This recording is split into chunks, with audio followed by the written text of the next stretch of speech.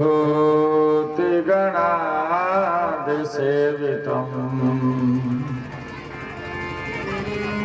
कपेत्थजम्बुफलचारुभक्षणम् उमासुतं शोकविनाशकारिकम्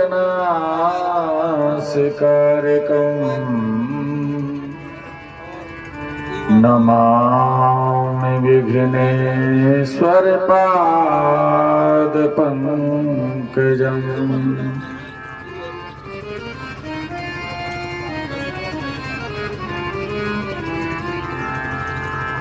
कि वक्रतुण्डमहाकाय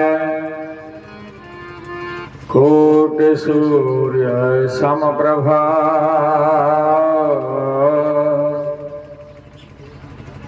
निर्विघ्नं कुरु मदेव सर्वकार्येषु सर्वदा।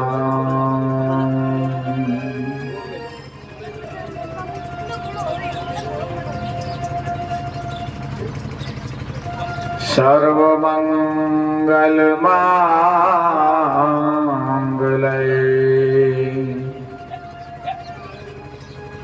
शिवे सर्वार्थसाधिके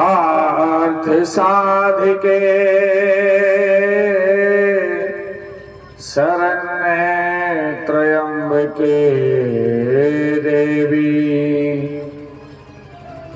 नारायणी नमोस्तुते।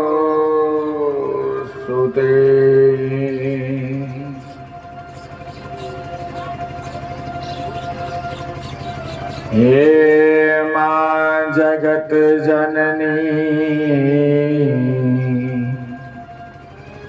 मंगलकरणी गायत्री सुखधाम प्रणवं सावित्री स्वधा स्वाहा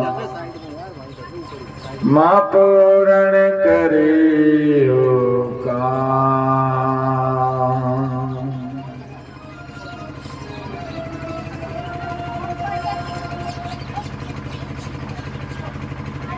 नमस्तुते व्यास विशाल बुद्धे फुल्लारविंदा यत्पत्रनेत्रम् येन त्वया भारत तेलपूर्णा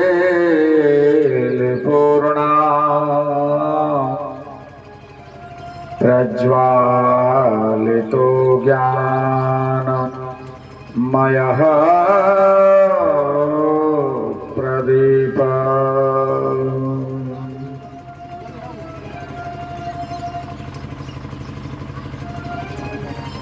यं प्रव्रजन्तुमनुपेतिमपेति कृत्यम् द्वैपायनो विरह कातुर्याजुवावः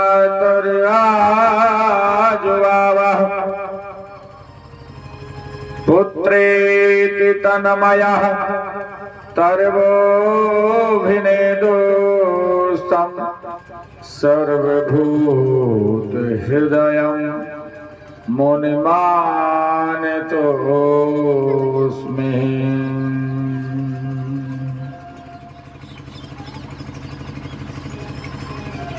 यस्वानुभावमखिल श्रुतिसारुमेक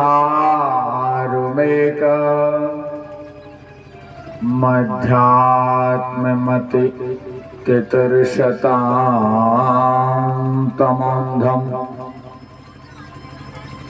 संसारिणां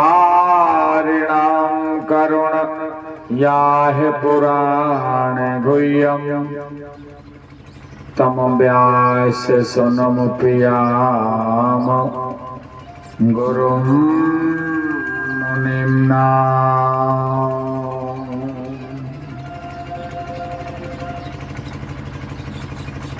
कि नारायणं नमस्कृतं नरं चैव नरोत्तमं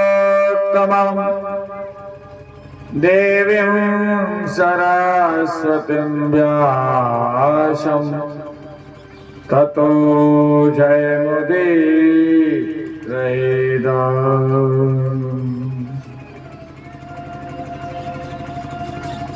बोल गोविंद भगवान की जय हो। श्री वेद व्यास जी भगवान की जय हो। श्री सुखदेव जी महाराज की जय हो। दंभ की जो पत्नी है माया, उससे लोभ नामक पुत्र हुआ और विकति नाम की कन्या भी पैदा हुई। उन दोनों से उत्पन्न क्रोध की पत्नी, अब क्रोध आ गया, क्रोध आवे कि नहीं, गुस्सा। तो क्रोध की जो पत्नी है वह को नाम है कली, धृष्टता, कली।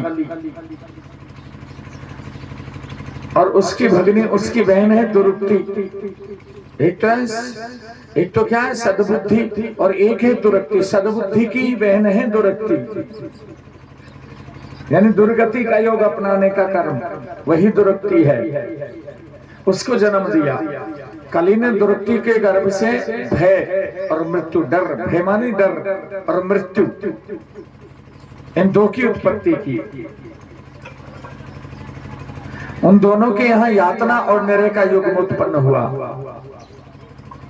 भगवान कहते हैं ये निष्पाप, इस प्रकार से संक्षेप में यह प्रतिसर्ग मैंने तुमको सुनाया है। जो इसे 3 बार श्रवण करेगा उसकी आत्मा का जो मल है अंदर वो दूर हो जाता है। इतना बड़ा महत्व है इतनी सी बात का।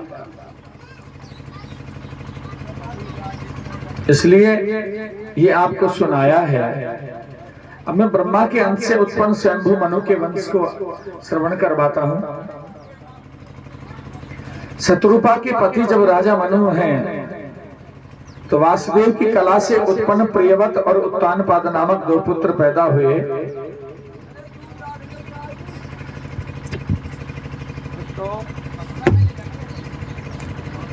महाराज उत्तानपाद, उनका विवाह नहीं हुआ। विवाह नहीं हुआ महाराज उत्तानपाद का। राजा उत्तानपाद जो है, जब राजा मनु और शत्रुपा तप करने के लिए चले गए तो उत्तानपाद को राज सौंप करके जा रहे हैं।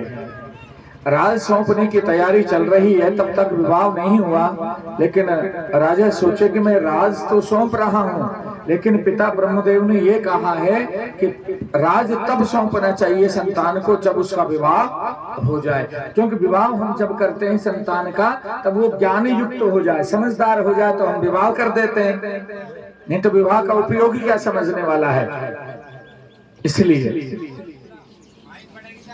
तो भक्तों, महाराज उत्तानपाद जो हैं उनको राजा बनाया, विवाह हुआ और राजा बना दिया। और महाराज मनु और शत्रुपा रानी जो हैं वो तप करने के लिए चले गए हैं। समय आया भक्तों, महाराज उत्तानपाद के एक रानी है जिसका नाम है सुनीति। 2 रानियां हैं होने को तो, लेकिन अभी एक ही है, अभी एक ही रानी है, उनका नाम है सुनीति। सुनीति किसका नाम है? अच्छी नीति अपना करके जीवन यापन करे, अपने परिवार की बातों को मान करके, ससुराल पक्ष की बातों को मान करके, नियम धारण करके जो नीति से काम करती है, अच्छी नीति से, उसी का नाम है सुनीति। उसका नाम सुनीति है। सुनीति भगवान जो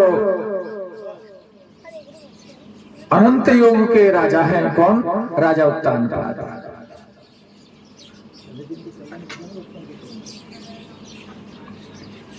तो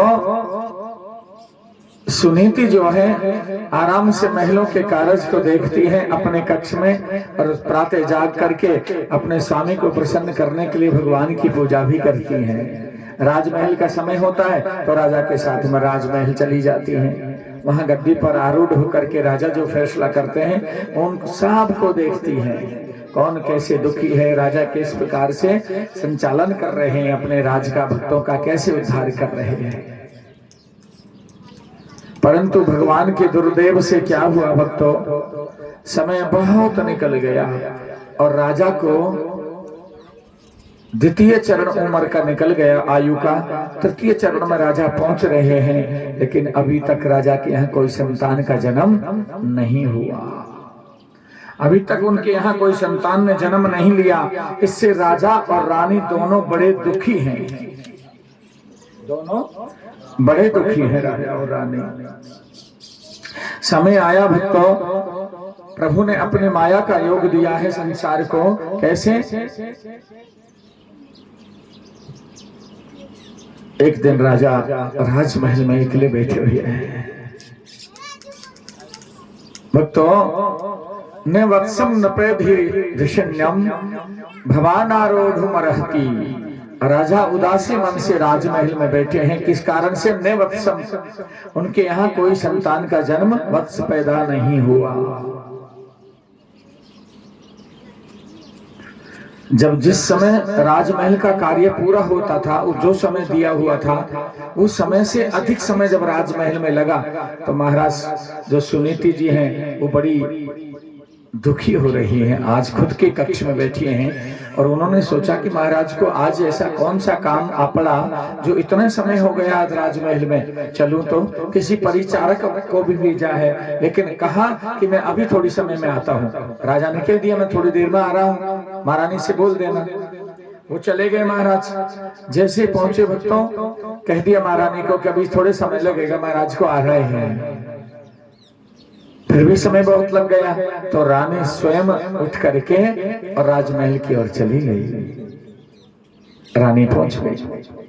जैसे रानी वहां पहुंची तो राजमहल की जो गद्दी है उस पर बैठे हैं और कोई भी परिचारक, सेवक, मंत्री आदि उस राजमहल में नहीं है। इकले बैठे हैं, मन उदासी है, नीचे को गर्दन है, आंखों से अश्रु टपक रहे हैं, आंसू गिर रहे हैं। अश्रु की धार को देख करके रानी जैसे राजा को दूर से देखा और दौड़ पड़ी है राजा की ओर। कही कि महाराज, महाराज, स्वामी, स्वामी, किम कारणे भवरोदसी, आप किस कारण से रोए हो महाराज? ये अश्रु जल क्यों निकल रहा है आपकी आंखों से?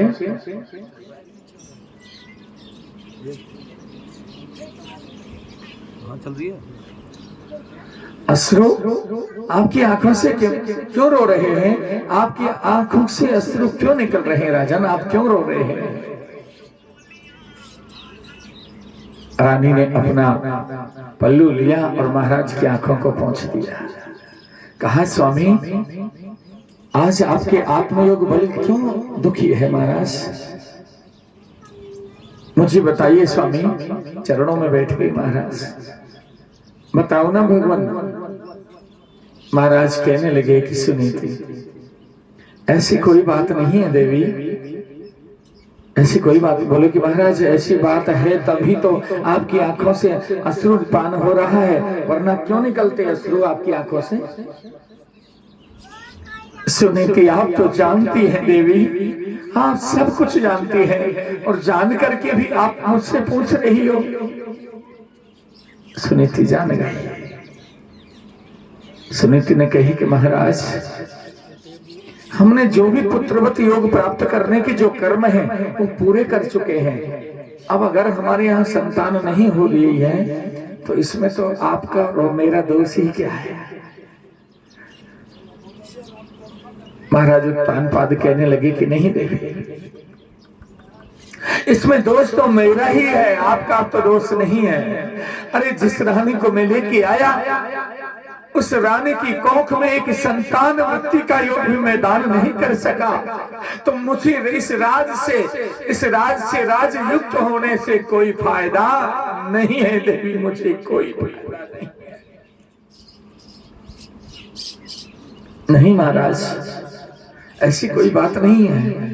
आओ चलें, अपने कक्ष में बैठ करके बात करनी है। महाराज आप पधारिए। नहीं देवी, सुनीति, सुनीति, मैं आपसे कुछ मांग रहा हूँ सुनीति। बोले कहिए महाराज। बोले कि कुछ समय के लिए मुझे अकेला छोड़ दीजिए सुनीति, मुझे अकेले ही रहना है, आप अपने कक्ष में जाइए। सुनीति बोले कि महाराज नहीं, ऐसे समय में मैं आपको अकेले नहीं छोड़ सकती महाराज। सुनीति ने अपना पत्नी व्रत जो धर्म है वो निभाया है।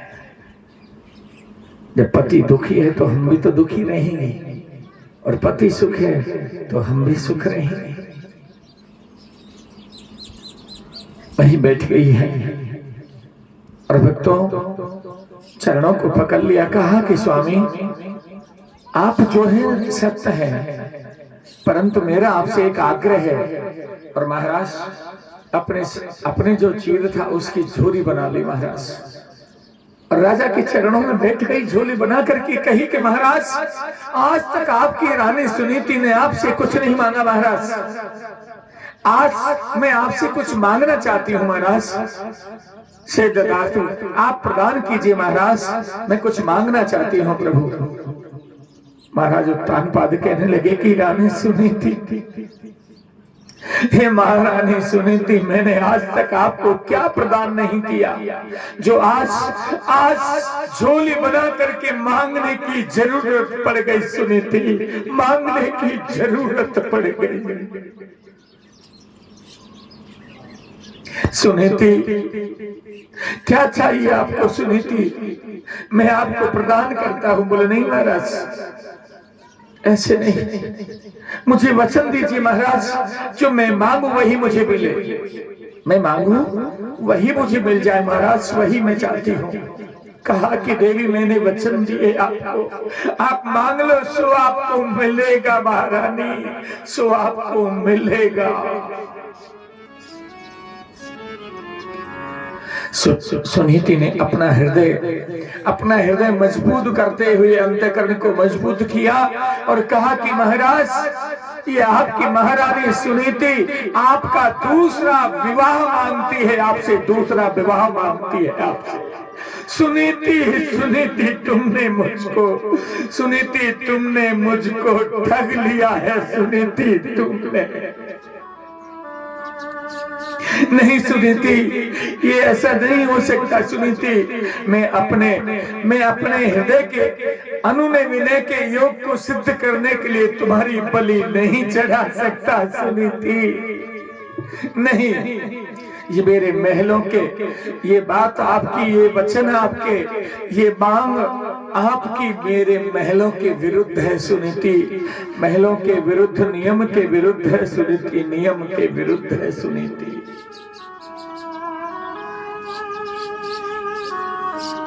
राजा बहुत दुखी हुई, महारानी सुनीति भी बहुत दुखी है। लेकिन भक्तों भाग्य के ऊपर किसी का बस नहीं चलता। भाग्य जो है स्वयं लिखता है, भाग्य की कमाई स्वयं लिखता है ये जीव। कर्म को उससे समन्वित लिखा जाता है भाग्य हमारा। लेकिन वहां भाग्य पूर्व जन्म संस्कार कोई ऐसा था जिसके प्रभाव से राजा के यहाँ संतान का जन्म नहीं हुआ। भक्तों सुनीति महाराज को अपने हाथ से उठाया और पकड़ करके साथ में महाराज दोनों एक दूसरे को पकड़ते हुए और अपने कक्ष में चले गए। जैसे अपने कक्ष के मूल में पहुंचे, बिठाया। महाराज और रानी सुनीति को थोड़ा आराम मिला। जैसे तैसे समय निकला, सायंकाल का समय हुआ, दोनों अपने कक्ष में हैं। और समय आने पर महारानी सुनीति ने पूरा वृतांत महाराज को सुना दिया और अपने पीहर वापस चली गई। अपनी छोटी बहन जिसका नाम है सुरुचि, उनका क्या नाम है? सुरुचि। उनके साथ में महाराज उत्तानपाद जो है उनका विवाह दूसरा करवा दिया। एक बहन ने अपने स्वामी को छोटी बहन के लिए दान कर दिया है।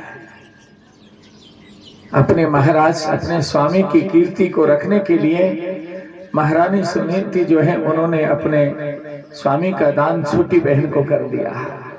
ये बहुत बड़ा त्याग है। स्त्री जाति सहज नहीं हो सकता ऐसा, लेकिन अपने में से दान कर दिया अपने स्वामी को अपने बहन के लिए। समय आता है भक्तों, प्रभु की कृपा भई, जब समय आया तब क्या होता है, एक दिन महाराज सुरुचि के साथ में, सुरुचि किसका नाम है, जो अपनी रुचि के अनुसार, नियम से नहीं, जो मन कहता है, इंद्रियां कहती हैं वही काम करे, वही कार्य करती है, उसी का नाम है सुरुचि।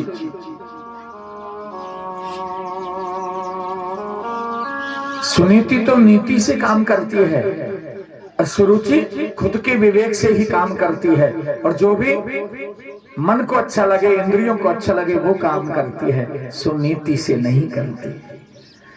महाराज समय निकलता गया। एक दिन महाराज आज रात्रि के समय सुनीति के कक्ष में है। महारानी सुनीति के कक्ष में चले गए आज महाराज, क्योंकि सुरुचि के पास में तो बहुत रुक लिए हैं। सुनीति के कक्ष में गए हैं, रात्रि का समय था। आज महाराज को सुनीति की बहुत याद आई है कि धन्य है सुनीति, आपने इस राज के लिए अपने जीवन के अनमोल रत्न एक पति होता है, उसका भी मुझे अपनी बहन को दान कर दिया। लेकिन सुनीति ने तो अपना धर्म निभाया है। राजा सोचे मैंने क्या धर्म निभाया है सुनीति के लिए। विवाह हुआ उसके पश्चात आज तक मैं सुनीति के कक्ष में मिलने भी नहीं गया। वो कैसे रह रही होगी, कैसे जीवन का चक्र निकल रहा होगा उसके अंतःकरण में, मुझे आज जाना चाहिए। तो राजा पहुंच गए।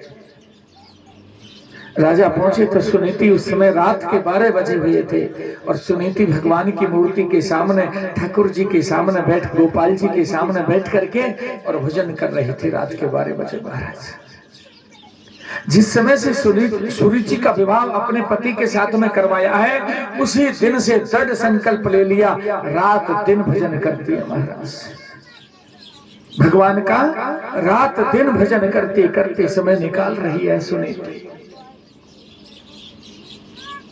समय आया, आज राजा जैसे पहुंचे हैं, दंडवत प्रणाम हुई सुनीति के द्वारा, राजा को प्रणाम किया गया। राजा ने सुनीति को अपने हाथों से उठाया और हृदय से लगा लिया, कहा कि सुनीति धन्य है, धन्य है सुनीति, तुम्हारा जीवन धन्य है।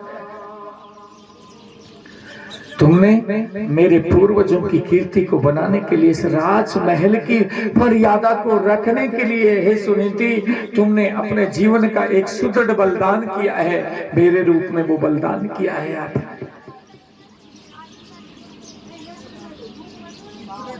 हे सुनीति,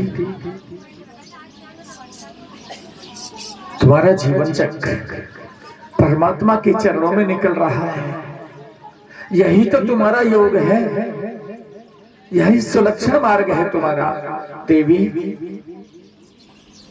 समय बातें करते करते निकलता गया। प्रातः काल जब लगभग तीसरा पहर निकलता है, उस समय निद्रा का तेज योग होता है। तब दोनों सुनीति महारानी और सुरुचि, इधर तो सुरुचि महाराज को महलों में ढूंढने निकली है रात में, और महाराज सुनीति के कक्ष में शयन किए। आज सुनीति के कक्ष में भगवान शयन है। प्रातः जैसे हुआ, ढूंढते ढूंढते सुरुचि सुनीति बहन के कक्ष की ओर चल देती है।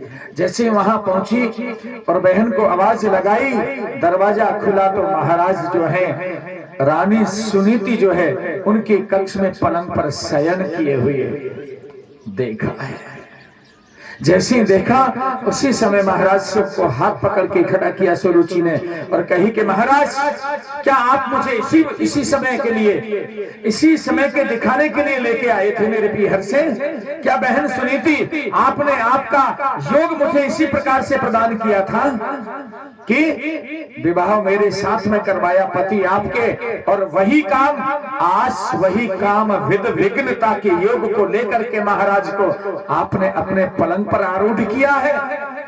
क्या यही धर्म है आपका? सुनीति ने कही कि बहन सुरुचि, मैंने महाराज को नहीं बुलाया है, ये परमात्मा योग है, परमात्मा की कृपा है, जो जिस समय से आपका विवाह हुआ है आज तक मैं अपने स्वामी से मिलने भी आपके कक्ष में नहीं पहुंची, न राजमहल में पहुंची। मैंने राजमहल की गद्दी पे बैठने का भी मेरा हक आपको प्रदान कर दिया है सुरुचि, आपको प्रदान कर दिया, मैंने सब कुछ त्याग दिया है।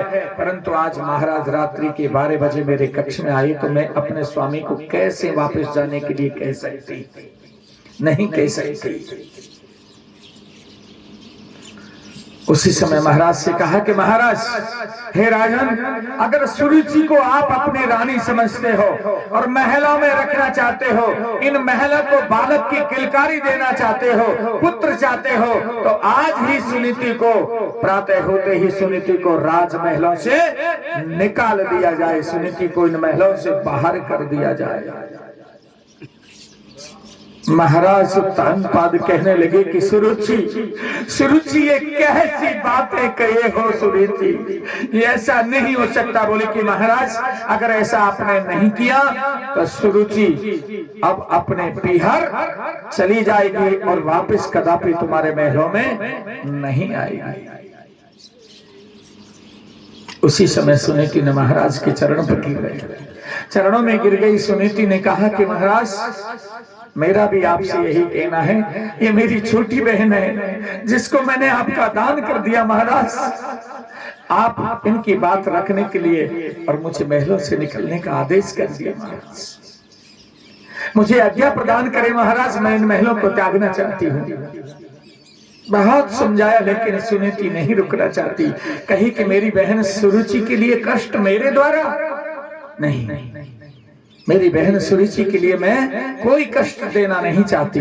मेरे इस शरीर से, मन, अंतःकरण से उनको सुख मिलता रहे महाराज, इसलिए मेरा त्याग कर दीजिए महाराज, मेरा त्याग कर दीजिए।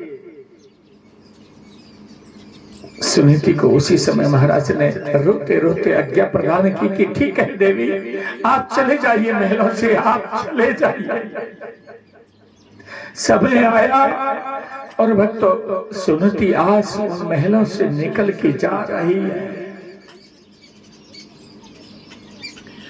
सुनीति उन महलों से दूर चली गई, राजमहलों से। समय का प्रभाव, जिन महाराज के साथ में सुनीति ने फेरे लेकर के राजमहलों में आनंद देखा, आज वही राजमहल सुनीति को पति की आज्ञा के अनुसार छोटी बहन को सुख देने के लिए त्यागने पड़ रहे हैं। यही जीवन का त्याग है, यही जीवन का त्याग है भक्तों। ये बहुत ही बड़ा त्याग है सुनीति जी का। भगवती सुनीति वहां से निकल गई है और राजमहल के टूटे फूटे जो महल थे पुराने, जहां घुड़शाला के पीछे जो अंक था उसमें जाकर के छिपा करके और उनकी व्यवस्था हुई है। सुरुचि को पता ना चल जाए, नहीं तो देश निकाला भी दिला सकती है। लेकिन उनकी व्यवस्था जैसे तैसे वहां टूटे फूटे महलों में वो रहती है। समय आया भक्तों, सुरुचि के भी कोई संतान पैदा नहीं है, सुरुचि के भी कोई संतान पैदा नहीं है। समय निकलता गया, समय निकलता गया, लेकिन महाराज जब सुनीति को निकाला उससे 3 माह बाद, 3 माह पश्चात सुरुचि गर्भवती हो गई। सुरुचि गर्भवती हो गई और जिस दिन से सुनीति, जिस दिन रात्रि में राजा मिले उस दिन निकाला सुनीति को, उसी दिन का गर्भ महाराज के द्वारा सुनीति के गर्भ में योग था। यही विधाता जिसकी लज्जा तुम रख देते हो, हे परमात्मा उसकी लज्जा को कौन छीन सकता है। सुनीति ने अगर त्याग किया है तो भगवान ने उसकी कोख को उजागर कर दिया और बालक पेट में है महाराज, गर्भ बालक है। समय आया और महाराज सुनीति के एक पुत्र पैदा हो गया। अभी वह को नाम ना है, अभी उसका नाम नहीं है। इधर समय आया और सुरुचि के भी, सुनीति के बालक हुआ, उससे 3 माह बाद सुरुचि के भी एक पुत्र पैदा हो गया। महलों में बड़ा आनंद है, लेकिन सुरुचि के यहाँ भी आनंद है, चाहे वो टूटे फूटे महलों में रह रही है, लेकिन परमात्मा ने उनकी गोद को भर दिया, एक लाला प्रदान कर दिया भगवान ने, इसलिए वो बड़ी खुश है। अब मैं कैसे महाराज तक इस बात को पहुंचाऊं, कैसे जाऊं, मैं जा नहीं सकती। अगर मेरी बहन सुरुचि ने मुझे देख लिया तो मुझे देश से निकाला अवश्य मिलेगा, ये निश्चित होगा। समय आया, किसी परिचारक के द्वारा धीरे से सुनीति ने पुत्र होने की खबर राजमहल तक पहुंचा दी और कहा कि मेरा जो पुत्र है वो 3 मास का हो चुका है। परिचारक ने जाकर के महाराज उत्तानपाद को धीरे से सुनाया। तब महाराज उत्तानपाद ने कहा, हे परिचारक, ये पारितोष लेके जाओ। अपने गले में जो थी मालाएं उतार के पारितोष उसे दिया और महाराज कह दिया कि महारानी से कह दो हम नामकरण अवश्य करवाएंगे। और राजमहल में भी सुरुचि के भी इन्हीं दिनों एक पुत्र जन्म हुआ है। भक्तों, समय आया, उसी समय देवऋषि जो नारद हैं वो आए हैं। थोड़ा सा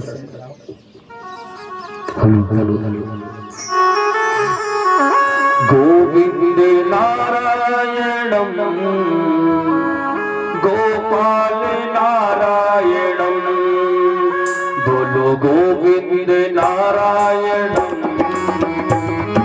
गोपाल नारायणम, बोलो गोविंद नारायणम।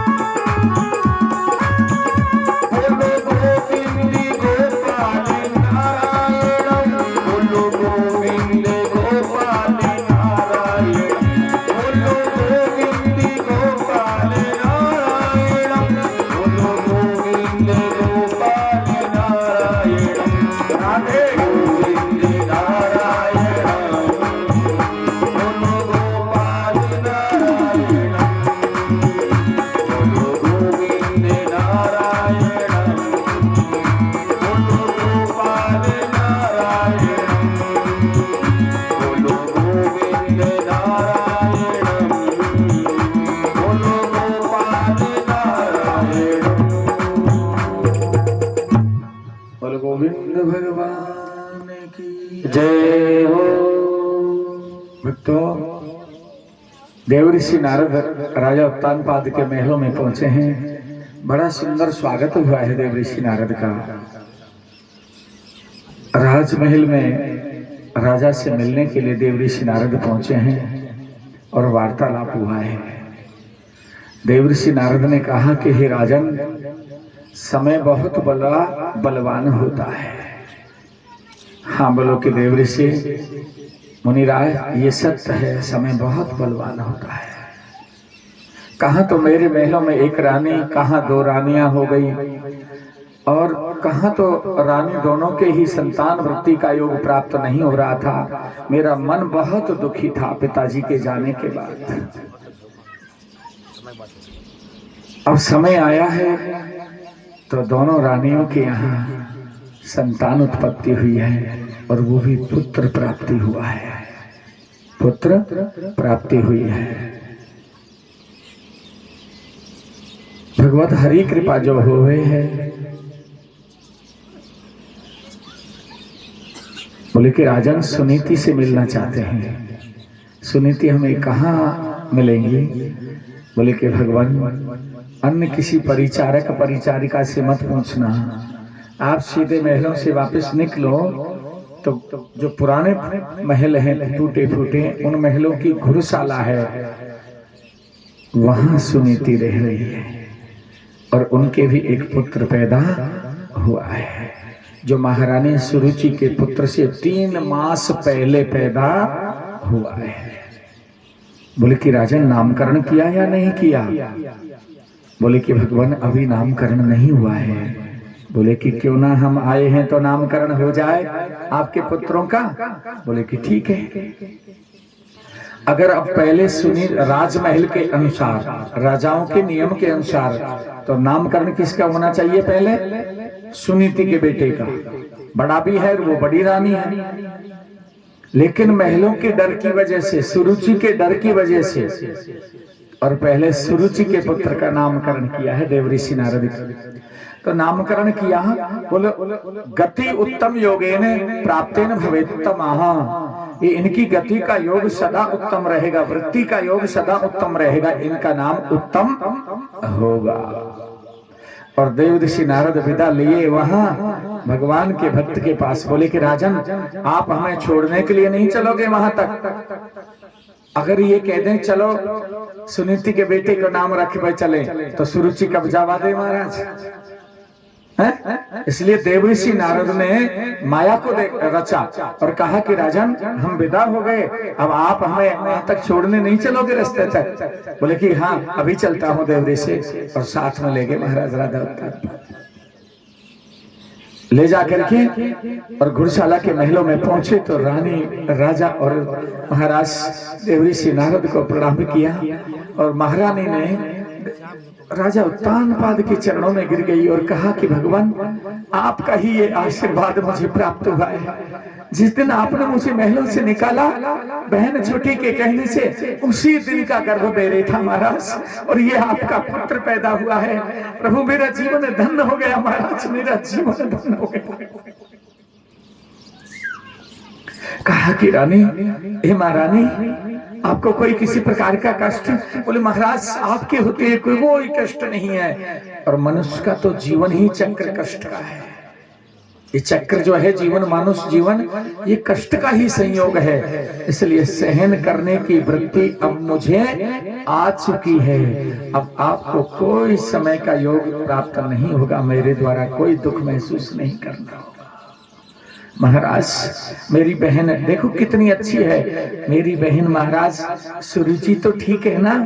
बोले हाँ देवी, अभी इन्हीं दिनों आपसे 3 माह पश्चात सुरुचि के भी एक बालक का जन्म हुआ है। धन्य है महाराज, धन्य है, धन्य है महाराज। अब मैं कहा करूं, अपनी बहन छोटी के लाला भयो और उनको बधाई भी नहीं दे सकती, मैं बधाई भी नहीं दे सकती महाराज। वार्तालाप हुआ, स्थिर बुद्धि योगेन प्राप्ते भवेतम अर्णम, और इनकी बुद्धि का योग सदा स्थिर दृढ़ संकल्पित पुत्र हुआ है देवी तुम्हारे, इसलिए इनका नाम ध्रुव होगा। नामकरण हो गया महाराज। देवऋषि नारद हरि गुण गावते वीणा बजावते हुए और जा रहे हैं भगवान से संदेश लेकर के प्रभु को सुनाने के लिए। श्रीमन नारायणी नारायणी नारायण, नारायणी नारायणी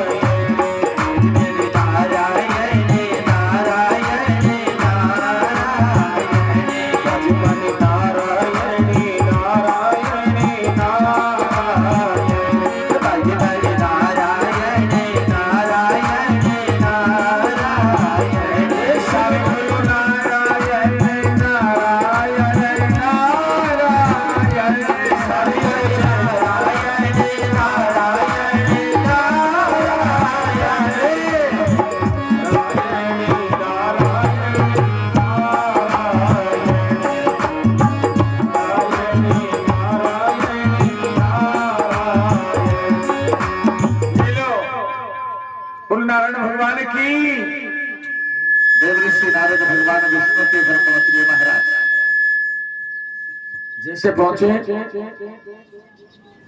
वहां पहुंच करके प्रभु को प्रणाम किया और भगवान को राजा उत्तान का पूरा समाचार सुना दिया।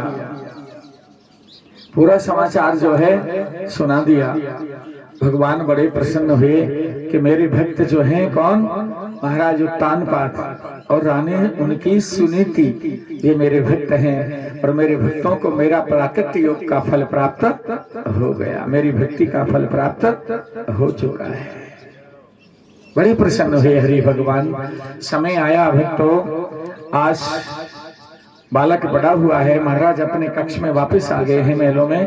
और जब बालक ध्रुव बड़ा हुआ तब अपने जो परिचारक राजमहलों के थे, घुड़शाला में जो परिचारक आदि थे, उनके जो बालक रहते थे उनके साथ में ध्रुव खेलते हैं। छोटे से ध्रुव है और ध्रुव बोलना शुरू कर दिया है।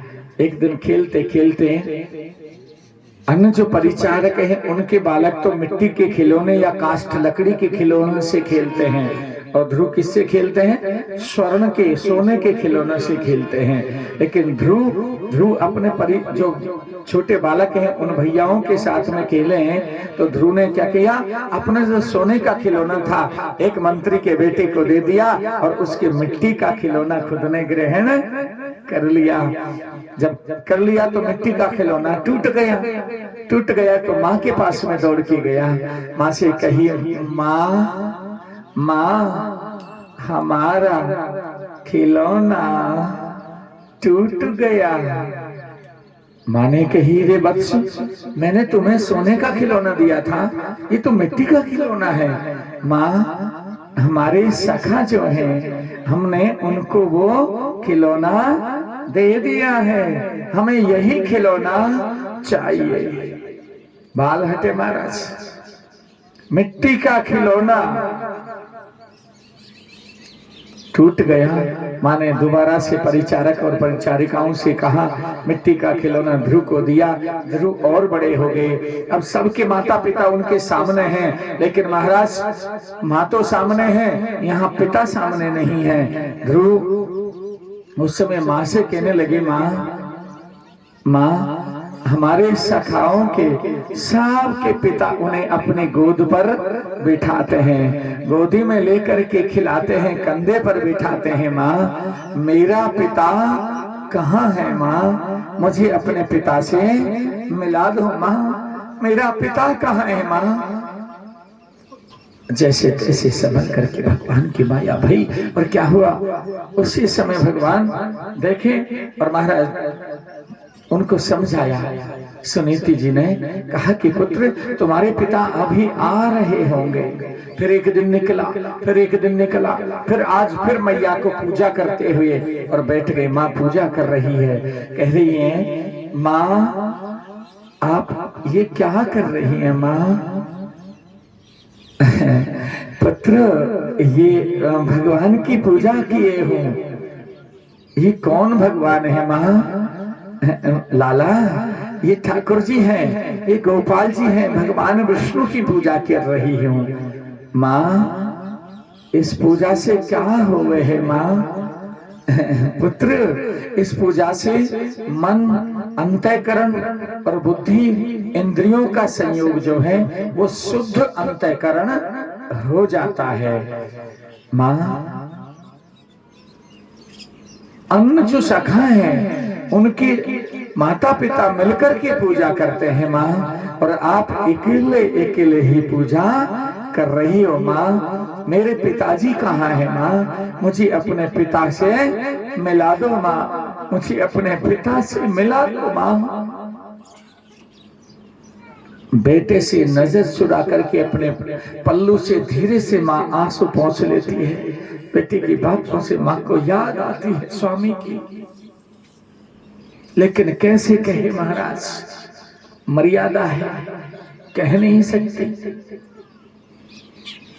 भक्तों उसी क्षण माँ ने संभल करके कहा, पुत्र आपके पिता आज आपसे अवश्य मिलने आएंगे। मैं परमात्मा से कहती हूँ भगवान से निवेदन करो, आप भी हाथ जोड़िए और भगवान से कहो मुझसे कह रहे हो ऐसे पुत्र। तो भगवान से कहा, हे गोपाल जी हे हरि विष्णु, आप मुझे मेरे पिता से मिला दो प्रभु, मुझे मेरे पिता से मिला दो प्रभु, मुझे मेरे पिता से मिला दो।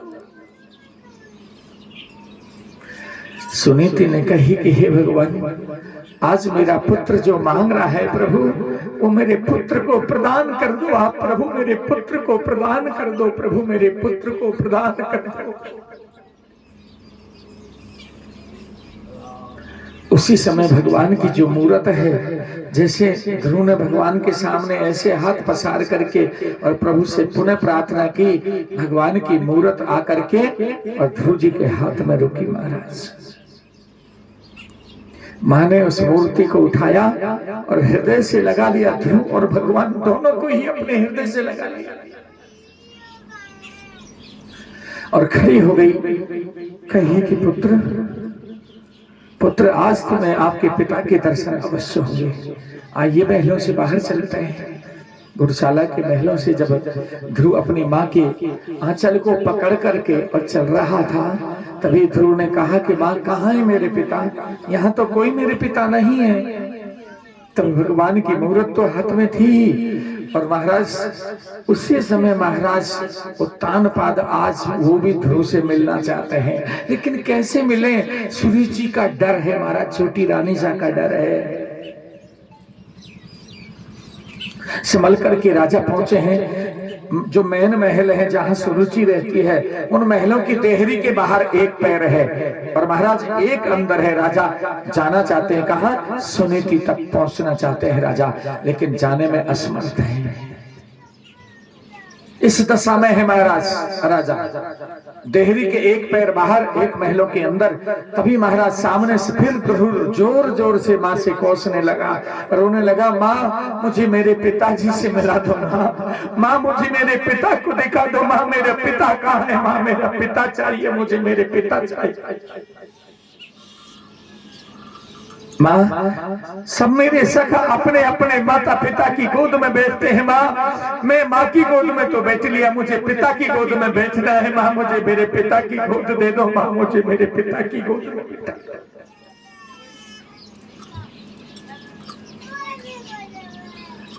तो उसी समय रोती हुई सुनीति जो है उनको सामने महाराज से दिखाई। महाराज सामने महाराज के दर्शन किए, महलों के एक पैर बाहर है, देहरी के एक अंदर है। उसी समय रोती रोती ने कह दिया, पुत्र पुत्र सामने देखो, पुत्र वही तुम्हारे पिता, वही तुम्हारे पिता महाराज उत्तानपाद है, पुत्र वही तुम्हारे पिता है। दौड़ पड़े ध्रुव महाराज, दौड़ पड़े। जैसे महलों के सामने पहुंचे और ध्रुव ने धीरे से कहा, पिताजी प्रणाम। आओ पुत्र आओ। मां गोद नहीं लेना, अगर गोद ले लिया और सुरुचि ने देख लिया तो अनर्थ हो जाएगा। महाराज उल्टे चल रहे महलों में और बालक को बुला रहे, आ जाओ, आओ मेरे लाल, मुझे छीलो, मुझे हाथ ले लो, मुझे हाथ ले लो।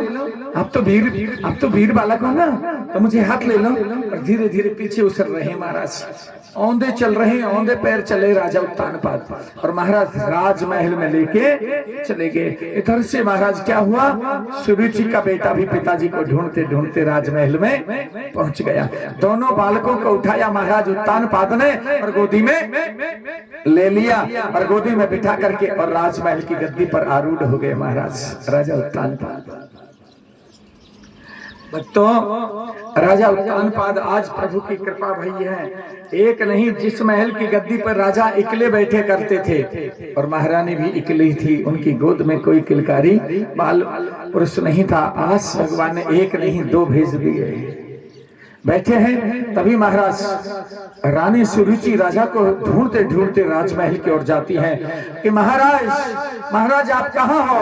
पुत्र उत्तम पुत्र कहाँ हो? पुत्र उत्तम। महाराज मंत्री सुलक्षण, आपने कहीं महाराज को देखा है? नहीं रानी सा, आपने कहीं पुत्र को देखा है, पुत्र उत्तम को? बोले कि नहीं देखा। हमने दोनों को नहीं देखा। तभी कोई परिचारक दौड़ के गया राजमहल में, देखा महाराज को, रानी से आके कहा कि महाराज 2 पुत्रों के सहित राजमहल की गद्दी पर बैठे हुए हैं। दौड़ के गई महाराज, जोर से दौड़ के गई हैं, देखा महल में प्रवेश करते कहा कि महाराज स्वामी, आज तक मुझे पता नहीं ये किसका बालक है जो आपकी गोद में है। इतना सुना और महाराज गद्दी से खड़े हो गए। राजा जैसे गद्दी से खड़े हुए, रानी सुरुचि की बातों को जब सुना तो दोनों पुत्रों को गोद से छोड़ दिया महाराज ने। डर की वजह से दोनों पुत्र छूट गए महाराज। और जैसे दोनों पुत्र छूटे तो उत्तम तो नीचे जाके गिरा और ध्रुव जो है महाराज राजमहल की गद्दी पर जाकर के गिर गया। ऐसे गिरा जाने की कोई उठा के बिठाया है, ऐसे राजमहल की गद्दी पर बैठ गया। जोर से दौड़ी, अपने पुत्र को उठाया और महाराज का पीतांबर पकड़ के नीचे खींच लिया। कहा कि महाराज किसका पुत्र है जो आज आपने मेरे पुत्र के होते हुए और ये दुस्साहस किया है कि मेरी सौत का पुत्र आज आपने राजमहल की गद्दी पर बिठा दिया। राम राम राम। जिस बहन ने सुरुचि, हे सुरुचि, जिस बहन सुनीति ने तुझे अपने पति का बलिदान कर दिया, अर्थात आपका योग सब कुछ जीवन चक्र का उसने तुम्हें दान प्रदान कर दिया। और आज उसी सुनीति को उसी सुनीति ने दान तुम्हें दे दिया पति का, उसी सुनीति को आज तुम सौत कह के बोल रही हो। जीव जब अपने बस में योग धारण कर लेता है, अर्थात इंद्रियों का बस अपने ऊपर नहीं चलता, तब यही दशा प्रकट होती है, यही दशा प्रकट होती है भक्तों।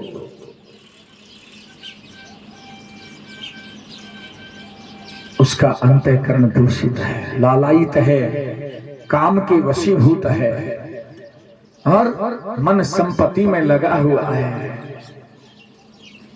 तभी महाराज ने कह दिया कि सुनो रानी, ये पुत्र भी मेरा ही बेटा है। महारानी सुनीति के आपसे तीन माह पूर्व ये पुत्र ध्रुव पैदा हुआ, आपके 3 माह पश्चात पुत्र उत्तम पैदा हुआ है। इसलिए मैंने आज इसे गोद में बिठाया है। महारानी आज इसे गोद में बिठाया है, सुरुचि आज इसे गोद में बिठाया है। उसी समय महाराज को तो छोड़ा और बालक को महाराज हाथ पकड़ के गद्दी से नीचे उतारा और डांट लगा दी ध्रुव जी को। कहा कि चले जाए यहाँ से, बड़ा आया मेरी सौत का पुत्र पिता की गोद में बैठने आया है। अरे मूर्ख, पिता की गोद ऐसे नहीं मिलती, पिता की गोद तो कर्म करने से मिलती है, तप करने से मिलती है, योग साधना से मिलती है। और जब पिता की गोद मिल जाएगी तब तुम्हें राजमहल की ये गद्दी मिल जाएगी। निकल जा मेरे महलों से, चलो जा, यहाँ से आया है वहीं। छोटा तो बालक ही था महाराज, रोते रोते माँ माँ माँ,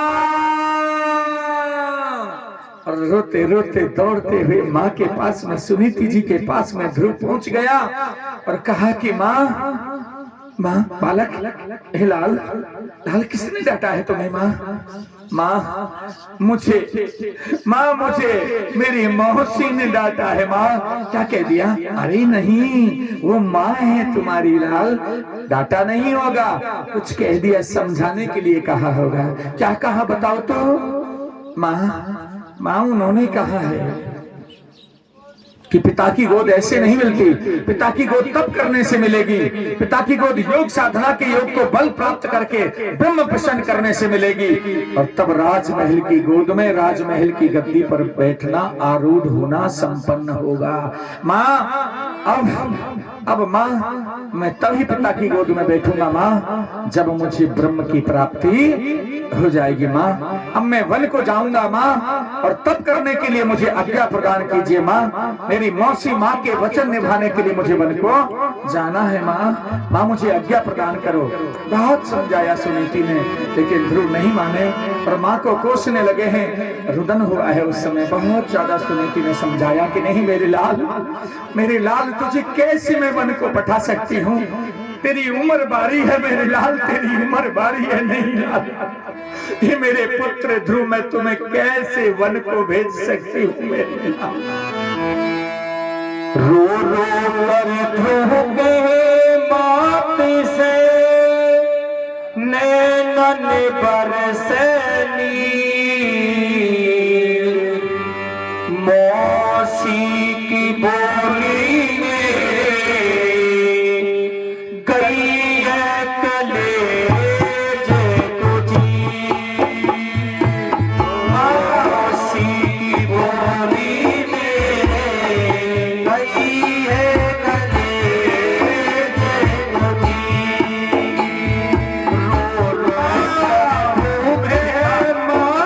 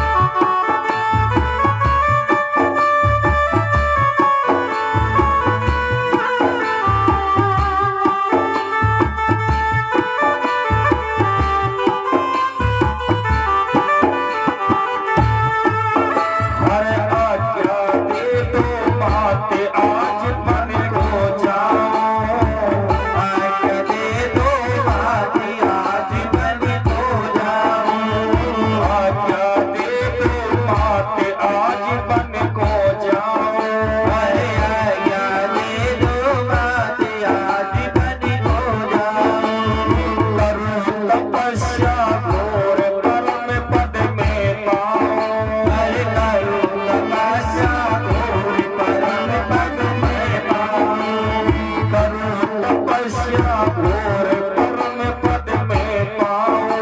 हर करो तपस्या घोर परम पद में पाओ। तज दिए स्नान पिता ने कैसे दारू भी। अरे हो कैसे दारू भी। मौसी की बारी मेरे गई है कले जे कुछ।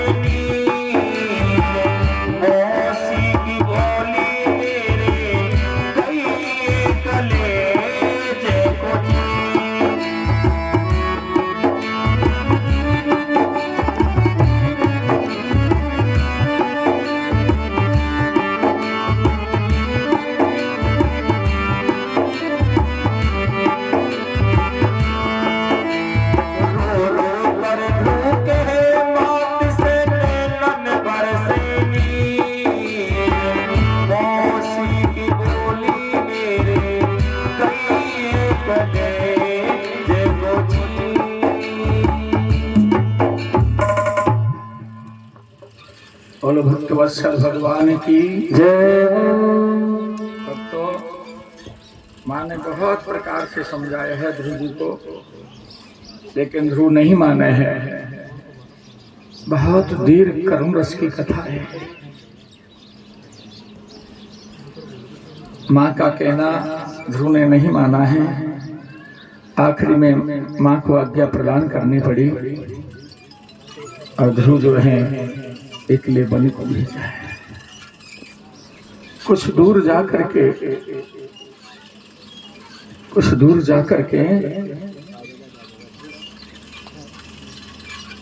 माँ ध्रुव को छोड़ के आई है और माँ ने कह दिया कि बेटा भक्त जो है, जीव जो है, किसी भी लक्ष्य की ओर जब जाता है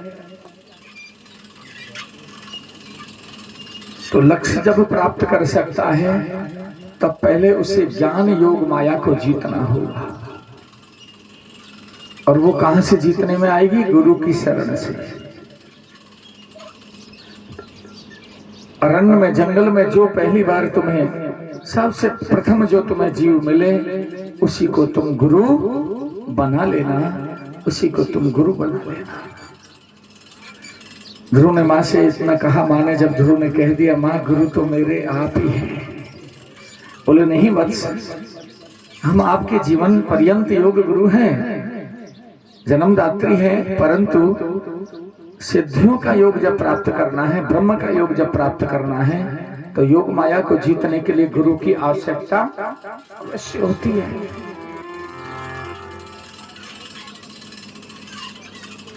भक्तों, ध्रुव जी निकल गए हैं आज। ध्रुव एक बार भी वापस जाते समय, एक बार भी वापस मुंह करके मां की तरफ नहीं देखा, लेकिन मां थोड़ी सी चलती है और वापस ध्रुव की ओर दौड़ पड़ती है। ध्रुव को पता ना चले जाए, वापस मुड़ जाती है। मां का हृदय मां का ही होता है। जैसे तैसे मां वापस महलों में आई है। भक्तों, ध्रुव जी चले गए, सायंकाल का समय हुआ।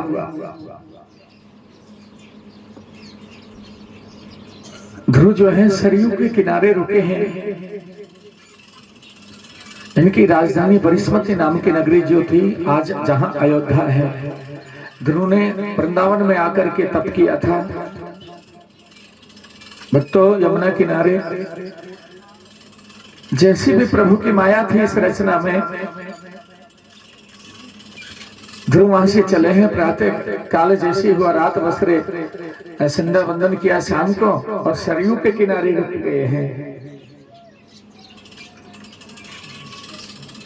भक्तों, प्रातः हुआ, संध्या वंदन किया, और ध्रुव जी जो भी वृक्षों से नीचे फल पड़े हुए थे उनको उठाया और ठाकुर जी को मन से भोग लगाया और पान करते हुए जा रहे हैं। बालक तो है ना, कुछ अपने झोली में रख लिए। सामने गए तो महाराज क्या हुआ भक्तों, भगवान हरि जो है, श्री हरि विष्णु, उन्होंने देवऋषि नारद को बुलाया। देवऋषि नारद पहुंचे, बोले कि देवऋषि आपने हमें हृदय से याद किया? बोले कि हाँ प्रभु, मैंने याद किया है, इसलिए तो हमने आपको बुला लिया। बताओ आप क्या चाहते हो? भगवान ने कह दिया, देवऋषि नारद ने कह दिया कि प्रभु आपका एक छोटा सा भगत है, प्रभु आपका बहुत छोटा एक भगत है, और आपको भजने के लिए, आपको प्राप्त करने के लिए, और माँ से आज्ञा लेकर के और वन को निकल पड़ा है। भगवान वन को निकल पड़ा है, आप कृपा कीजिए प्रभु, और उस भक्त का मार्ग प्रशस्त कीजिए प्रभु, प्रशस्त कीजिए। भगवान ने तभी ध्यान किया, और ध्यान किया तभी क्या हुआ है, प्रभु ने ध्यान करते हुए और अनन्य भाव योग को, प्रभुत्व योग को प्रभु ने देवऋषि नारद को दे दिया और कहा कि हे देवऋषि, अब तुम जाइए और मेरा जो भक्त है ध्रुव, उसका मार्ग प्रशस्त करने में समर्थवान हो जाए और उनका मार्ग प्रशस्त कीजिए। देवऋषि नारद हरि गुण गावते, वीणा बजावते हुए, और ध्रुव जहां है, आज सरयू के किनारे होकर के ध्रुव वृंदावन की भूमि की ओर जा रहे हैं। इधर वृंदावन की भूमि से और ध्रुव, इधर देवऋषि नारद ध्रुव की ओर चल पड़े हैं। आइए, देवऋषि नारद पहुंच रहे हैं, वीणा बजावते, हरि गुण गावते हुए। हरि बने ध्रुव तभी चल दियो, ये नारद मिले बजावत बीड़ा। ध्रुव तभी चली दियो, नारद मिले बजावत बीड़ा।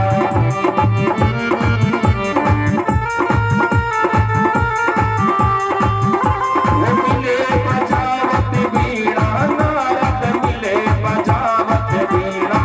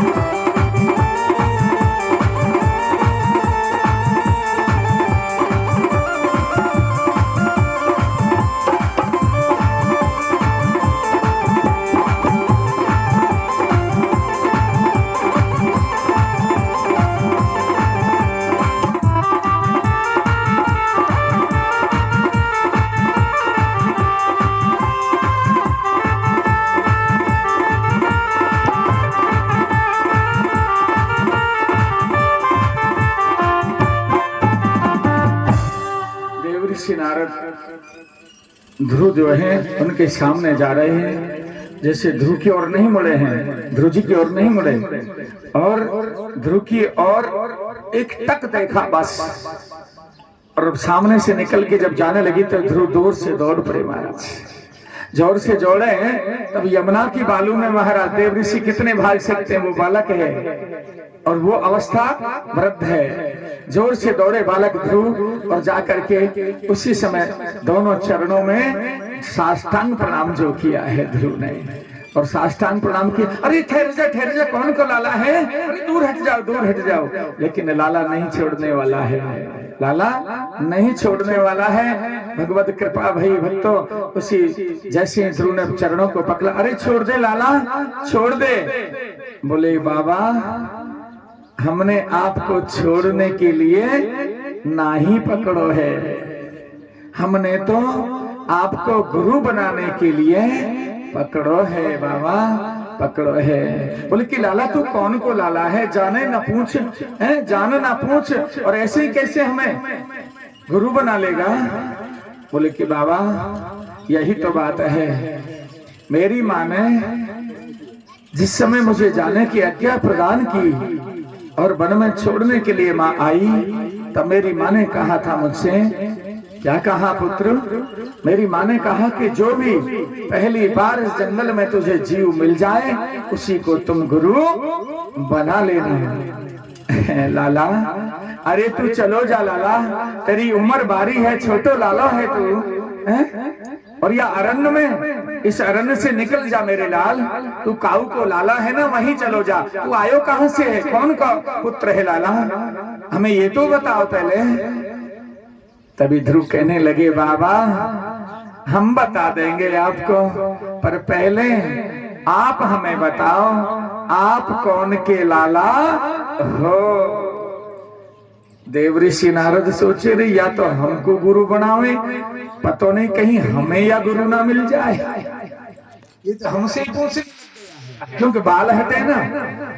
कही रे लाला हम तो ब्रह्मदेव जो हैं उनके पुत्र हैं। अब आप बताओ आप कौन के पुत्र हैं। बोले बाबा पहले ये तो बताओ आप कहां से आए हो। देवऋषि नारद कहने लगे कि ये बाल हट है, मन में विचार किया और बताना पड़ेगा, तभी ये हमें अपना पता बताएगा। प्रभु कृपा हुई, देवऋषि नारद ने कहा कि नारायण सुनो लाल, हम जो हैं ब्रह्मलोक से आए हैं, ब्रह्मलोक से हम हरिधाम को पठाए और हरिधाम के योग में भगवान के कहने के अनुसार हम यहाँ भक्तों का उद्धार करने के लिए आए हैं। बाबा मेरा भी उद्धार कर दो, बाबा मेरा भी उद्धार कर दो, बाबा मेरा भी उद्धार कर दो। देवऋषि ने कही कि पहले तुम्हारा पता तो बतलाओ, आप कौन के पुत्र हैं, कहां से आए हो। तनिक हमारे पैरों को छोड़िए लाल। ना बाबा मैं तब तक नहीं छोड़ूंगा जब तक आप मेरे गुरु ना बन जाओ, तब तक मैं आपको नहीं छोड़ूंगा। तो नाम तो बता दो। बोले कि सुनो बाबा आपने जो पूछा है उन प्रश्नों का उत्तर मैं भी देता हूँ। हम राजाधिराज महाराज प्रथम योग पुरुष महाराज मनु और उनके ही तत्पुत्र महाराज उत्तान पाद के पुत्र, हमारा नाम ध्रुव है। हम बृहस्पति नाम की नगरी से और इस जंगल में तप करने के लिए आए हैं। माँ के वचन निभाने के लिए मुझे आज यहाँ तप भूमि में आना पड़ा है बाबा। अब आप कृपा कर दो ना बाबा और मुझे शिष्य रूप में स्वीकार कर लो। देवऋषि ने कही रे बड़ो आयो शिष्य बनने हमारो, चलो जाओ यहाँ से, इस जंगल में तप करने आए हो तुम, नहीं चले जाओ यहाँ से। बोलो बाबा काहे को चले जाएं। सुनो लाला ये बहुत बड़ा अरण्य है, जंगल है, यहाँ बड़े बड़े सिंह रहते हैं और तो पकड़ के सिंह निवाला बना लेगो, खा जाएगो, खा जाएगो। इतनी बात जब ध्रुव जी ने सुनी तो ध्रुव कहने लगे, बाबा बाबा सुनो बाबा, आप में कौन बैठो है और मुंह में कौन बैठो है बाबा? बोलो लाला तू ही बता, मोह तो पतो ना है मुंह में कौन बैठे है। देव ऋषि ने इधर उधर देखे कहीं भूत तो ना घुस गए हो, लाला को दिख रहो है अपन को ना दिख रहो है। देव ऋषि ने कही, तभी लाला ने कह दिया, लाला ने कही बाबा आप में राम मुंह में राम और कण कण में समाया राम है, कण कण में समाया राम है। मेरी माँ के वचन निभाने आया हूँ, मुझे अब राम से ही काम है बाबा, राम से ही काम है। आप तो गुरु बन जाओ, बस मेरा गुरु बन जाओ। देवऋषि नारद ने सोचे रे ये बालक परीक्षा है, ये शिष्य की परीक्षा है गुरु के द्वारा, और शिष्य के द्वारा परीक्षा है गुरु की। गुरु तभी बनाना चाहिए तब दोनों के अनुकूल वातावरण बन जाए, तब गुरु बनाए। शिष्य बनाना है तो गुरु को भी यही सोचना चाहिए भक्तों। क्या सोचे गुरु? गुरु ये सोचना चाहिए कि ये शिष्य मेरे अनुसरण का करने योग्य है या नहीं, और शिष्य भी ये सोच ले कि गुरुजी मेरे जीवन के योग को सिद्ध करने वाले हैं या नहीं, तब उनको गुरु बनाना चाहिए। तो जीवन दोनों का भी, शिष्य और गुरु दोनों का ही जीवन धन्य हो सकता है।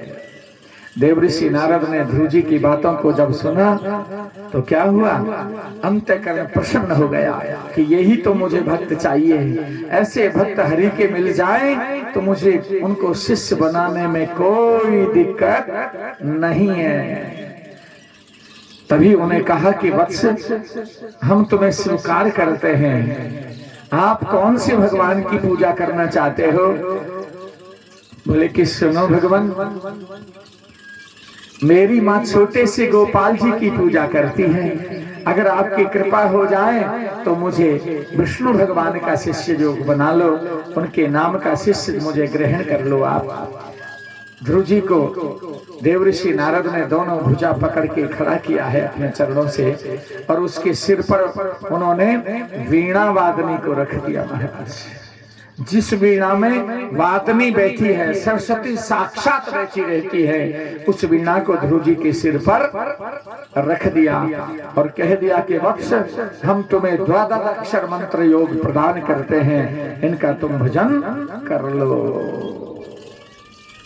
2 मंत्र बताए हैं, ओम नमो भगवते वासुदेवाय, ओम नमो नारायण। जो आपको अच्छा लगे वही ग्रहण कर लो। ध्रुव ने उसी समय 12 मंत्र जो है उसको ग्रहण किया है और प्रभु की योग को सिद्ध करने के लिए आज पहुंच गए हैं। देवऋषि नारद वापस भगवान को समाचार दिया है।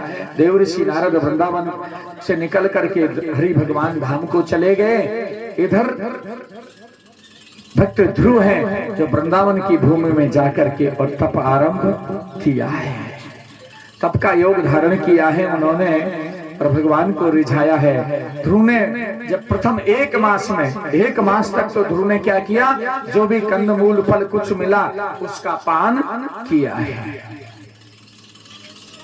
दूसरे महीने में उसको भी त्याग दिया। दूसरे महीने में वृंदावन की भूमि में उसको भी त्याग दिया है। केवल तुलसी दल, केवल तुलसी दल, एक पत्र रोज का तुलसी दल ग्रहण किया और तप किया है ध्रुव ने। पहले बैठ करके योग साधना और उसके बाद में खड़े होकर के तप किया। दूसरे मास के जो तप का योग है वो नियम भी त्याग दिए और महाराज तुलसी पत्र को भी छोड़ दिया। एक पैर के अंगूठी से खड़े होकर ऊपर हाथ करके और तप आरंभ किया। उसी समय ध्रुव ने क्या किया, अपने योग को सिद्ध किया, इंद्रियों का दमन किया, इंद्रियों के वेग को रोक करके और प्राणवायु को खींच लिया। प्राणवायु को खींच करके अपने अंतःकरण में बंद कर लिया।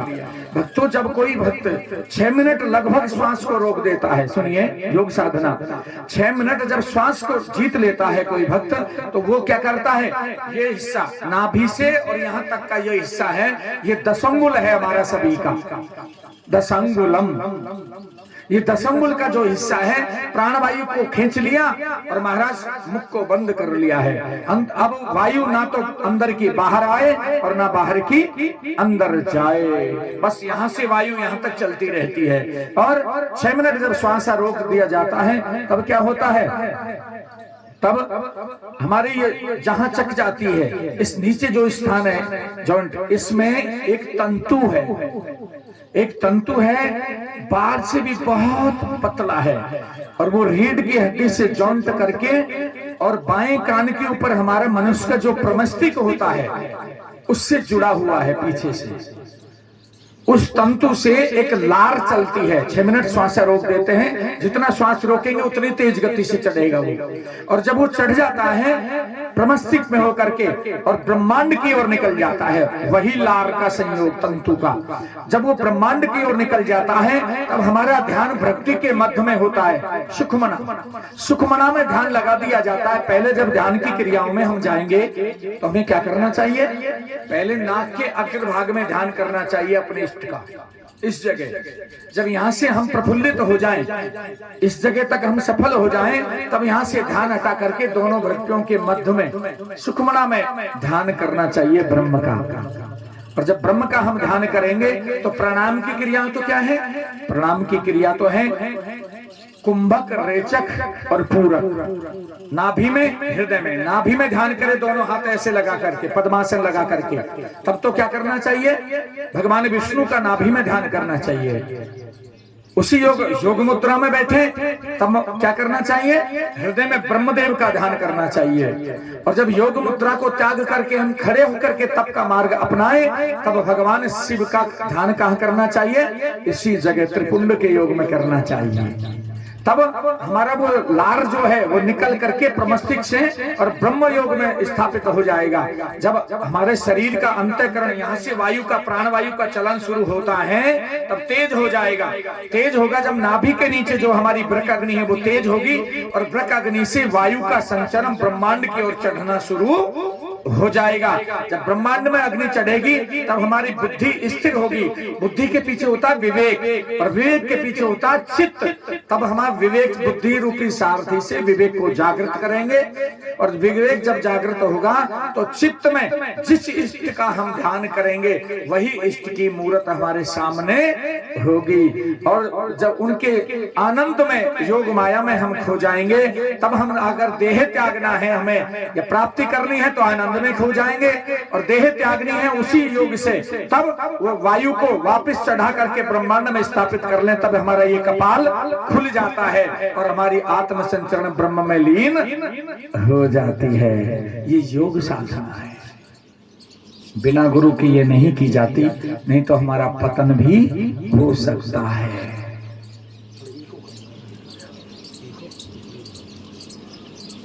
तो ये योग साधना का उपाय है। ध्रुव जी ने यही किया था, ब्रह्म की मूर्त के दर्शन यहाँ किया है। ब्रह्म की मूर्त के दर्शन जब योग में, सीताराम भगवान, ब्रह्म की मूर्ति के योग जब साधना का योग यहाँ किया तो भगवान दर्शन देना आरंभ कर दिया है। दोनों हाथ ऊपर हैं, एक पैर के अंगूठे से खड़े होकर के तीसरे मास में ध्रुव ने तप किया है और वायु को जीता। तब महाराज तेज गति का योग उत्पन्न हो गया। क्या, जब वायु को ध्रुव जी ने बंद ही कर लिया, प्राण वायु को, तो जीवों का तो जीना बहुत दुर्लभ होगा और पृथ्वी हिलने शुरू हो गई। महाराज देवताओं के आसन हिलने लगे, ब्रह्मलोक हिलने लगा, सभी देवता शरण में पहुंचे, जाकर के हरि भगवान को प्रणाम किया, कहा कि प्रभु बचाओ, प्रभु प्राणांत हो सकता है आपके भक्त का, योग उत्पन्न हो गया है प्रभु, आप प्राणवायु को बंद कर लिया है आपके भक्त ने, प्रभु जल्दी से जाइए और भक्तों को बचाइए, दर्शन दीजिए, अपने भक्त ध्रुव को दर्शन दीजिए। भगवान पहुंचे महाराज, गरुड़ जी को भी रास्ते में छोड़ दिया भगवान ने और भगवान स्वयं पहुंच गए। देखा भगवान ने उनका योग जैसे जिस प्रकार से देखा, भगवान ने ओहो मेरे अंतःकरण में मेरे भक्त का निवास, भक्त के अंतःकरण में मेरा निवास। उसी समय भगवान ने अपनी माया को बढ़ाया और हृदय से उनकी मूर्त को हटाया।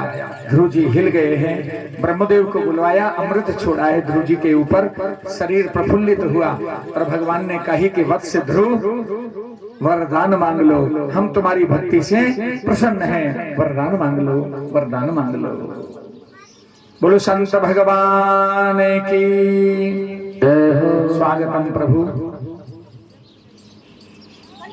भक्तों, सिद्धियों का समावेश प्राप्त होना सगुण है।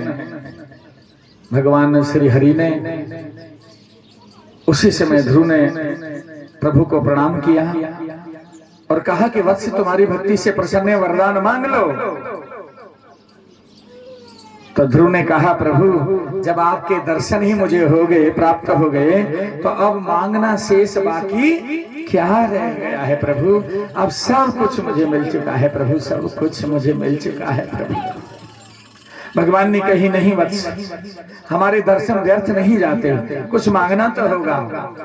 प्रभु एक तो मुझे आपकी भक्ति का योग प्रदान कीजिए जिससे मेरा अंतःकरण दूषित ना हो।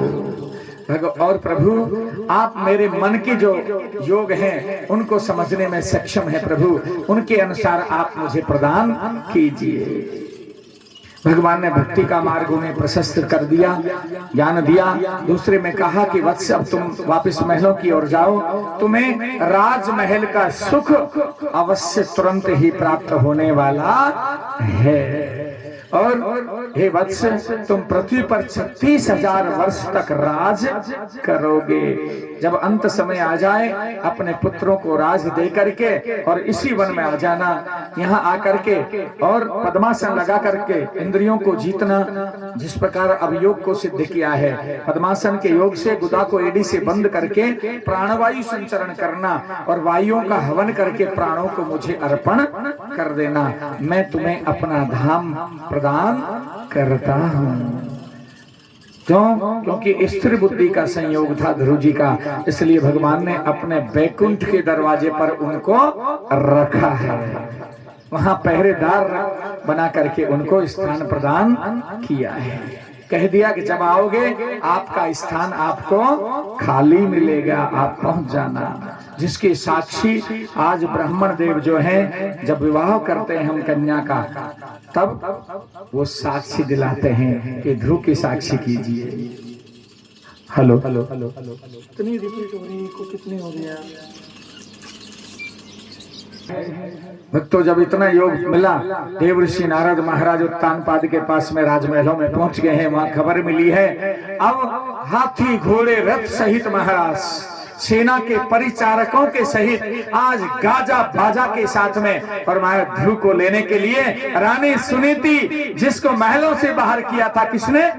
रानी सुरुचि ने। आज वही सुरुचि रानी सुनीति को लेकर के महलों में पहुंची है, बुलाने खुद गई है महाराज। आज खुद आज बुलाने गई है, महलों में लाई, सुंदर बहन का श्रृंगार अपने हाथों से किया है आज सुरुचि बहन, वही बहन जिसने निकलवाया महलों से। आज उसी बहन के पुत्र के सद्कर्म के कारण आज सुरुचि स्वयं लेके आई है, सुंदर महलों में स्नान करवाया है, त्रिफूल इत्र आदि से योग दिया, महाराज गजरे लगाए, सुंदर श्रृंगार बहन का किया है। और राजा के साथ में दोनों रानियां आज रथारूढ़ हुई हैं और ध्रुव पुत्र को लेने के लिए आज वृंदावन पहुंच रहे हैं। तुलसी नर का क्या बड़ा समय, बड़ा बलवान, और भीलन लूटी गोपिका तो वही अर्जुन वही बार। कभी कभी का गिरा सो सिंह हार जाए,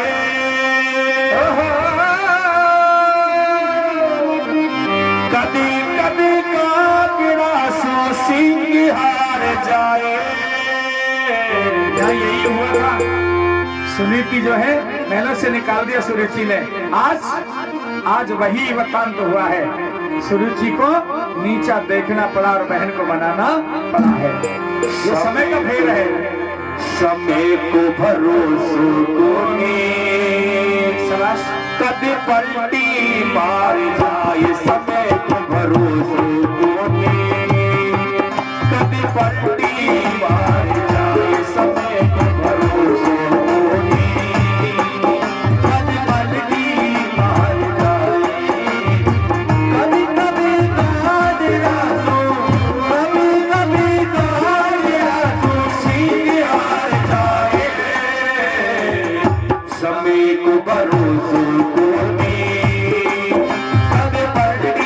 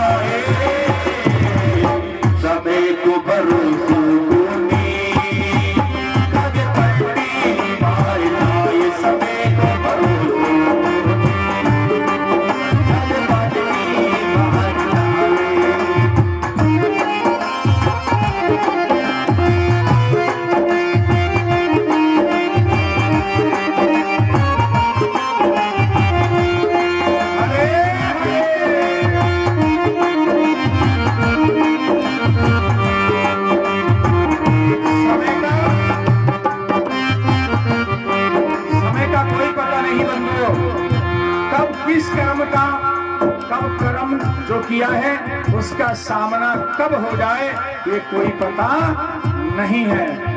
भगवान श्री राम जैसे क्या सोचा कभी अवध नरेश ने कि मेरे पुत्र वन को जाएंगे या भगवान ने। राजा हरिश्चंद्र का समय, भूमि के राजा, समस्त भूमि के राजा और सत्यवक्ता जितेंद्रिय राजा, राजा हरिश्चंद्र, उनको भी तीनों प्राणी घर में तो तीनों को ही एक दिन बिकना पड़ा है। समय का कोई पता नहीं कब पलटी आ जाएगी। राजा की बेटी पद्मा कन्या पूरदार पर आई। राजा की बेटी पद्मा कन्या पूरदार पर आई। मोरी जाए जंगल में मर गए किस्मत पलटी खावी। मोरी जाए जंगल में मर गए किस्मत पलटी खावी। मेरे भाई शिव जी की ऐसी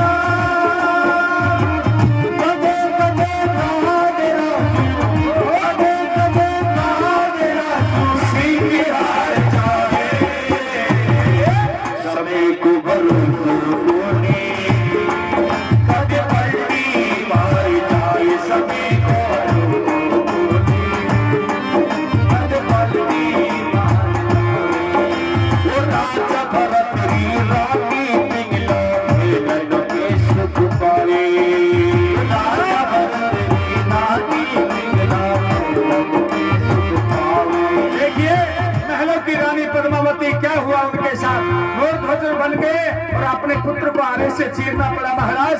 और क्या हुआ है और सुनाइए भैया। धन्यवाद। वो राज भरत राती पिंगला खेलन में सुख पारी। वो राजा भरत राती पिंगला खेलन में सुख पारी। खेलने राजा भरत जंगल आई जारी। शिकार खेलने राजा भरत जंगल आई जारी। गोरखनाथ गुरु ऐसा मिलेगा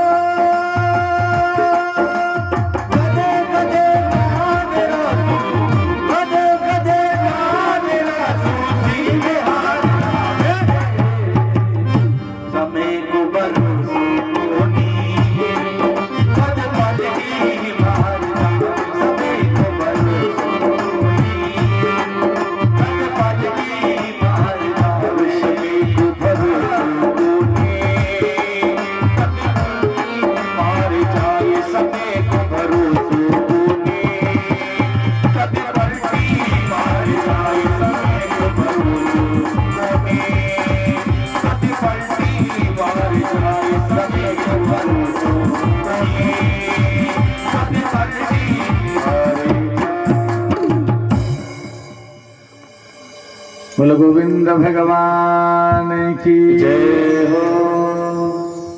इसलिए हमें जीवन चक्र में सदा अपने धर्म को नहीं त्यागना चाहिए।